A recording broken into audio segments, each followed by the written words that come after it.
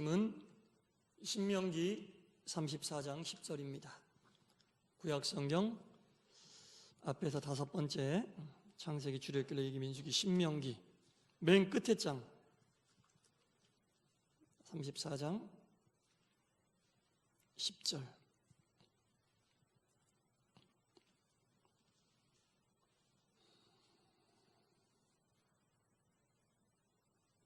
한 목소리로 하나님 말씀을 봉독하겠습니다. 시작. 그 후에는 이스라엘에 모세와 같은 선지자가 일어나지 못하였나니 모세는 여호와께서 대면하여 아시던 자요. 아멘. 할렐루야. 오늘도 함께 예배드리면서 또한 말씀을 들으면서 하나님의 크신 사랑과 은혜와 감격이 충만하시기를 다시 한번 축원합니다. 말씀의 감격, 말씀의 은혜 다 여러분들의 것입니다. 오늘도 하나님이 가득가득 준비하신 줄 믿습니다. 그거 다 받아가지고 돌아가세요. 복에는 두 종류의 복이 있습니다. 첫째는 행복.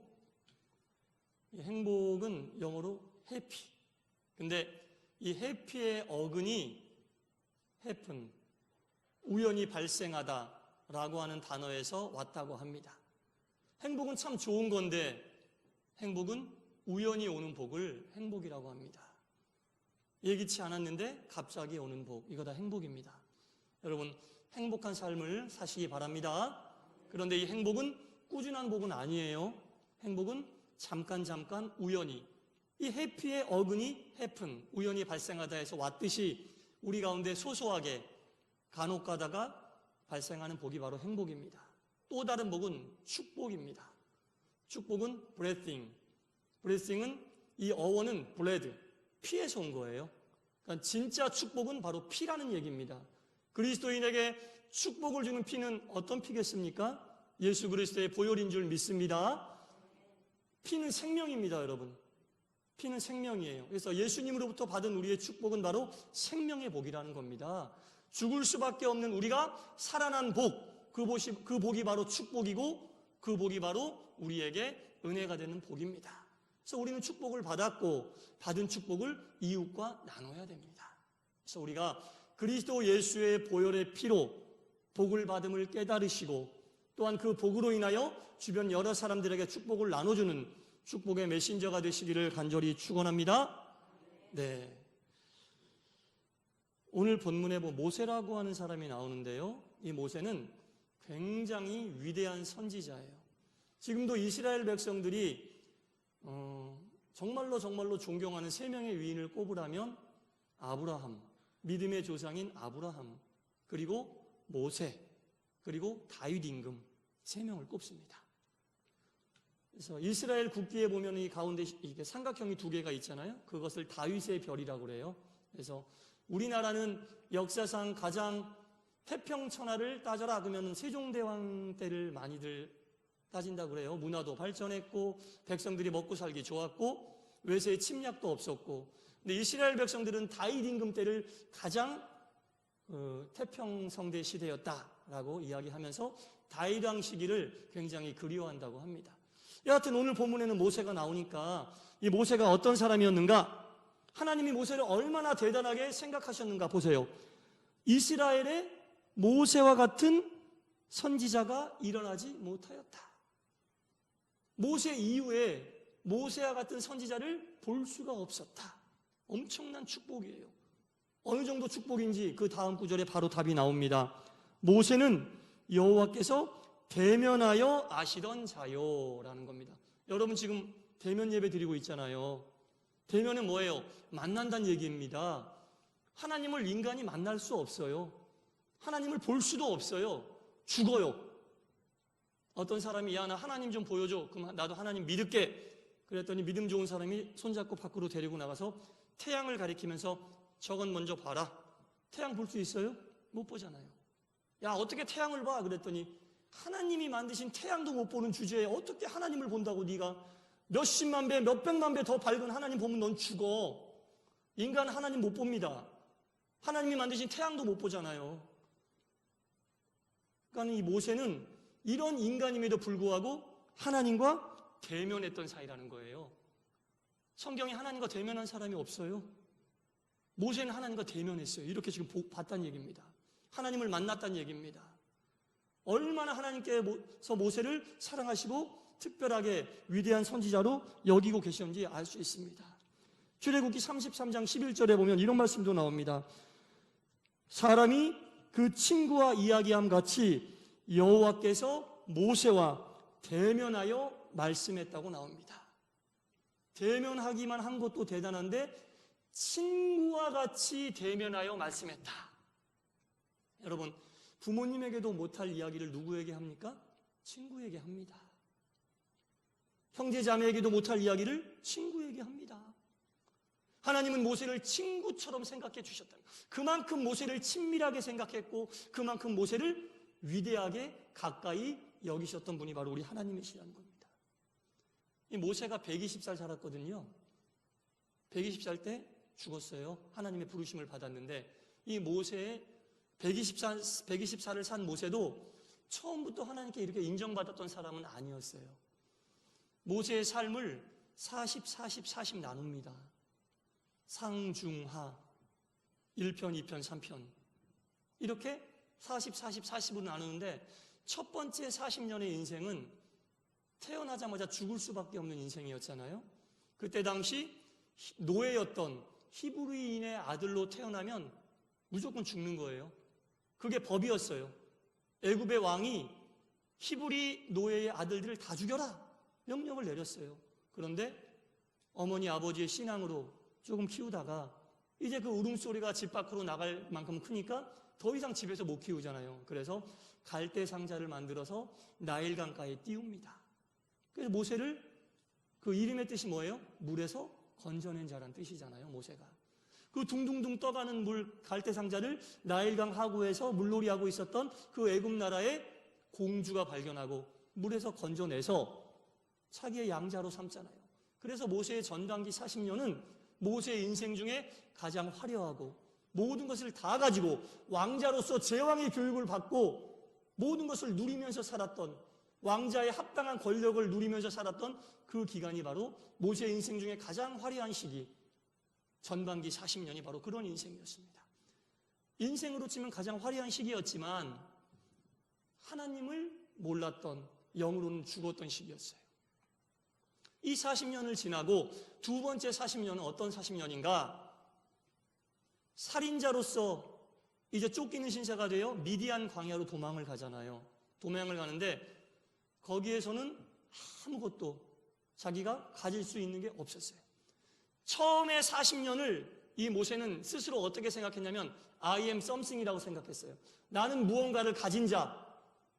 당연히 가졌잖아요. 권력도 갖고 재물도 갖고 모든 것을 가지려고 하면 다 가질 수 있는 왕자의 신분이었기 때문에 자기의 마음속에는 언제나 I am something, 나는 뭔가가 있는 자다. 그리고 그것으로 나는 버티고 살아간다.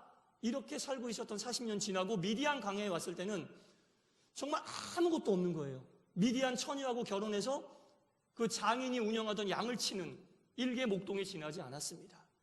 그러면서 모세의 마음속에는 이젠 I am something이 아니라 I am nothing. 난 아무것도 없다. 아무것도 없는 존재다. 철저하게 깨달았던 거죠. 가장 높은 자리에서 많이 가지고 누렸던 something에서 이제는 이 광야 40년을 통해 결국 아무것도 아니구나. 나는 아무것도 없는 사람이었어. nothing으로 돌아온 거예요. 아무것도 없는 I am nothing으로 돌아왔죠. 그리고 나서 마지막 40년은 하나님의 도구로 쓰임받는 기간인데 이때는 I am God's, 하나님의 것으로 쓰임받는 시간이었던 겁니다. something의 시간에서 nothing을 거치지 않았으면 하나님의 것으로 쓰임받을 수 없었습니다. 우리가 모두 하나님의 종으로 온전히 쓰임을 받기 위해서는 나는 하나님 앞에서 아무것도 아니라는 I am nothing의 시간이 반드시 필요합니다. 하나님께서 우리에게 주신 많은 것들, 지식, 물질, 직책, 경험, 이 모든 것들이 우리를 버티게 하는 something이 되는데 하나님이 우리에게 이 something을 주신 이유는 이것을 가지고 하나님의 영광을 위해 사용하라고 했는데 우리는 하나님을 섬기는 게 아니라 하나님이 주시는 이것을 섬기고 있는 거예요. 그것을 주신 하나님을 섬겨야 되는데 그것을 가지고 하나님을 높여드리라고 우리에게 주셨는데 그것을 주신 하나님을 섬겨야 되는데 하나님이 아닌 우리에게 주신 이것을 섬기고 있으니까 이 썸씽으로 사는 사람들은 절대로 온전한 하나님의 도구로 쓰임받을 수가 없어요. 반드시 이 썸씽이 낫싱이 돼야지만 하나님의 것으로 바로 세움받을 수 있다는 겁니다. 이 모세에게 인생의 가장 중요한 시기는 하나님의 도구로 쓰임받던 이때가 아니라 이 중간 시기, 미디안 광야에서 자신의 모든 것은 아무것도 아니고 내가 가지고 있는 것은 정말 물거품과 같고 하나님께서 앗아가시려면 한순간에 갈 수 있는 그러한 것들이므로 나는 하나님 앞에서 모든 것이 아무것도 없는, 가지고 있지 않은 사람이다라고 하는 이 고백 있었기 때문에 하나님의 도구로 온전히 쓰임받을 수 있는 모세의 삶이 되었다는 겁니다. 구약에서 모세가 있다면 신약에서는 바울이 또 이런 삶을 살았죠. 바울도 출신 배경이라든지 그의 배움이라든지 여러 가지 조건이 하나도 빠지지 않는, 사람들 앞에서 나는 I am something, 뭔가를 가지고 있어, 이것이 나를 버티고 지키게 하는 힘이요 능력이야 라고 충분히 살 수 있는 조건이 있었어요. 그래서 그거에 합당한 삶을 살았잖아요. 그 권력을 가지고 예수 믿는 사람들을 잡아 핍박하고 괴롭히는 일에 앞장섰던 사람이 바로 바울인데, 그러던 바울이 다메섹 도상에서 예수님을 만나잖아요. 예수님을 만나고 바로 하나님의 도구로 쓰임받은 게 아니라 아라비아 사막으로 3년 동안 가서 살게 되는데, 이 사막의 기간 동안 마치 모세가 미디안 광야에서 40년 보낸 것처럼 바울은 이 아라비아 사막에 3년의 시간을 보내면서 철저하게 I am something에서 I am nothing으로 자신의 모든 것은 하나님 앞에서 아무것도 아니다, 주시는 분도 하나님, 가져가시는 분도 하나님, 내가 지키려 움켜잡는다고 잡을 수 있는 게 아니구나, 모든 게 하나님께 매여 있구나, 이렇게 철저하게 나싱의 시간을 보내고 난 이후에 하나님의 위대한 사도로 쓰임을 받았다는 겁니다. 이 하나님의 위대한 사도로 쓰임받고 나서 바울이 한 고백이 있잖아요. 주의 일을 감당하기 위해 내 생명조차도 아깝지 않다. 여러분, 주의 일을 감당하면서 이런 고백을 한다는 건 아무나 하는 고백이 아닙니다. 정말로 하나님 앞에서 철저하게 나싱이 됐을 때 하나님이 도구로 쓰임받을 수 있는 길이 열렸을 때 할 수 있는 길이고, 이제까지 내가 썸씽으로 붙잡고 있었던 나의 모든 것은 마치 무엇과 같다? 배설물과 같다. 나는 그거 없으면 내 인생 망하는 줄 알았는데, 이거 붙잡지 않으면 나는 끝나는 줄 알았는데, 이제 하나님 앞에서 모든 것을 내려놓고 그것을 주신 분을 쳐다보니까, 하나님이 주신 것을 쳐다본 게 아니라 하나님이 주신 것을 주신 그분을 쳐다보니까 이 모든 것이 배설물처럼 여겨진다. 그리고 온전히 하나님의 것으로 I am God이라는 고백을 하면서 주의 일을 감당하게 되니 어찌 주의 일을 감당함에 있어 내 생명조차 아깝지 않다는 고백이 나오지 않을 수 있겠습니까? 여러분, 이 죄라고 하는 거는요, 성경에서 말하는 죄는 물론 도둑질도 죄고 간음도 죄고 살인도 죄고 다 죄입니다. 근데 성경에서 말하는 단어 뜻을 그대로 보면 하마르티아, 잘 알시잖아요. 뭐예요? 관역에서 벗어나다. 관역에서 벗어나는 게 죄거든요. 여러분, 썸씽을 잡고 있으면 하나님이라는 관역을 볼 수가 없어요. 썸씽을 잡고 있으면 절대로 하나님이라고 하는 관역을 볼 수가 없기 때문에 썸씽을 잡고 있는 것 자체가 죄를 지을 가능성이 완전 노출되어 있다는 뜻이에요. 썸씽을 나싱으로 바꾸고 썸씽을 주신 하나님을 볼 때 우리는 그 관역을 응시할 수 있는 거지, 하나님이 주신 것들을 붙잡고 있으면은 하나님에게 집중할 수 없기 때문에 그게 죄가 되는 거예요. 하마르티아, 관역에서 벗어나다. 하나님을 바라보고 십자가만 바라보고 나가야지 우리가 온전한 성도의 길을 갈 수 있는데, 그 외의 것들을 바라보면서 그것들을 섬기고 있으면 하나님을 바라보지 못하잖아요. 그러니까 단어 뜻에 의해서 생각해보면 그건 죄라는 얘기죠. 관역에서 벗어난 삶이니까요. 그래서 우리가 썸씽을 잡고 있으면 유익하고 내가 끝까지 잡고 있을 것 같지만, 하나님께서 함께 하시고 주셨을 때 그 나에게 온 썸씽이 하나님을 높이는 도구로 사용될 수 있는 거지, 하나님 없는 내가 잡고 있는 모든 것들은 하나님을 제대로 바라보지 못하게 하는 방해물에 불과하다는 겁니다. 그래서 우리가 그것 아니면은 정말 내 인생이 망가질 것 같고 무너질 것 같은 것들 다 여러분들 있으실 거예요. 그 놓기도 쉽지 않습니다. 사실입니다. 그럼에도 불구하고 이 썸씽이 하나님을 바라보게 하는데 방해가 된다면, 죄를 짓게 한다면 하나님 앞에서 그것을 나싱으로 바꿀 수 있는 마음을 달라고 여러분 기도하셔야 됩니다. 성경에 나와 있는 모든 신앙의 위인들이 다 이 낫싱의 과정을 거친 이후에 진정한 가스가 된 겁니다. 하나님의 것이 된 겁니다.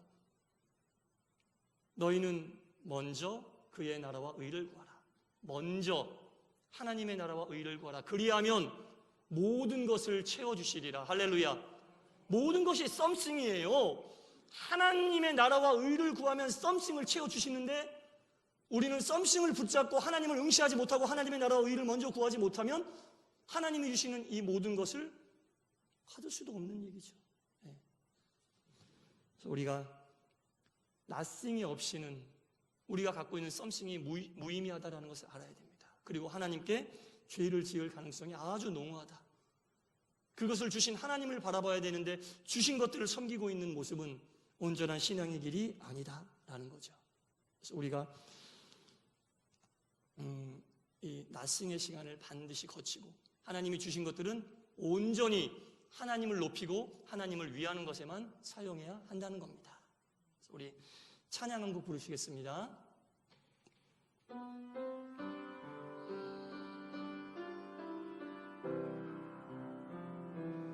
나에게 건강 있는 것 주님이라 준 것인데, 나에게 지식 있는 것 주님이 알아준 것인데, 너희는 청년의 때에 창조주 하나님을 기억하라 말씀하신 하나님, 왜 잊었는가? 금보다 귀한 세월 나를 위해 무얼했느냐? 예수님 나에게 물으시니 회개의 눈물뿐이네. 아멘. 사랑하는 성도 여러분, 이제 우리의 모든 것을 하나님께로 정주어준하시기 바랍니다. 하나님만이 우리의 관역이 되시기 바랍니다.